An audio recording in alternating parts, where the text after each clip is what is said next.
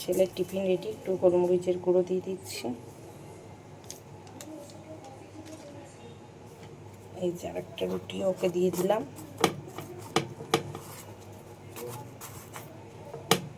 এই যে একটা রুটি হচ্ছে। সকালের ব্রেকফাস্ট শুরু করছি। 5 ফোড়ন শুকনো লঙ্কা পোড়া দিলাম। কীভাবে আমি আলু পটলের চচ্চড়ি করছি সেটাই তোমাদের দেখাবো।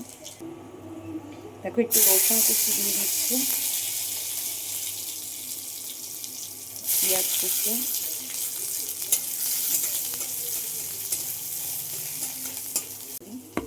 মানে চচ্চড়ি হবে রুটির সঙ্গে। দিয়ে দেবো পটল, আটাটাও চাপা দিয়ে রাখছি। অলরেডি ডিম সিদ্ধ বসিয়ে দিয়েছি।